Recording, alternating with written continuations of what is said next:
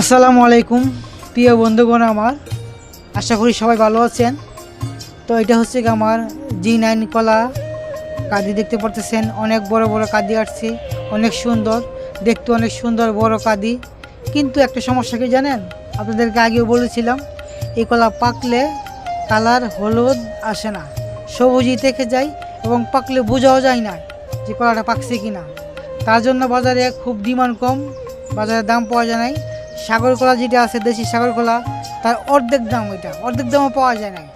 বাজারে রিকোয়েস্ট করে কলা বিক্রি করতে হয়। বিশেষ করে আমরা যারা বাগান বিক্রি করে দিই, বাগান বিক্রি করার পর যারা খুচরা বিক্রি করে তারা তারা কিন্তু অনেক সমস্যায় পড়ে। তো শুধু আমার চিন্তা করলে তো হবে না, যে আমার কাছে নিয়ে বিক্রি করতেছে তার চিন্তা করতে হবে। তো অর্থাৎ আমি এই কলা বাগানে রাখবো না, আর করবো না। তো আপনাদেরকে আমি সতর্ক করলাম যে আপনাদের ইচ্ছা, আপনারা করলে করতে পারেন, কোনো সমস্যা নাই।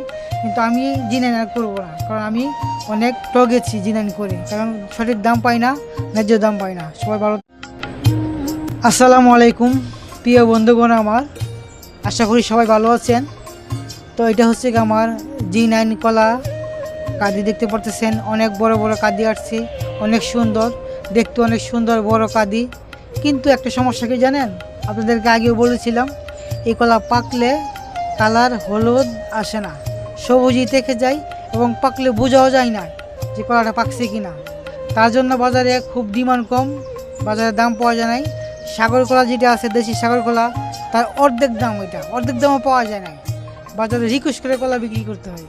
বিশেষ করে আমরা যারা বাগান বিক্রি করে দিই, বাগান বিক্রি করার পর যারা খুচরা বিক্রি করে তারা তারা কিন্তু অনেক সমস্যায় পড়ে। তো শুধু আমার চিন্তা করলে তো হবে না, যে আমার কাছে নিয়ে বিক্রি করতেছে তার চিন্তা করতে হবে। তো অর্থাৎ আমি এই কলা বাগানে রাখবো না, আর করবো না। তো আপনাদেরকে আমি সতর্ক করলাম যে আপনাদের ইচ্ছা, আপনারা করলে করতে পারেন, কোনো সমস্যা নাই। কিন্তু আমি G9 আর করবো না, কারণ আমি অনেক ঠগেছি G9 করে, কারণ সঠিক দাম পাই না, ন্যায্য দাম পাই না। সবাই ভালো।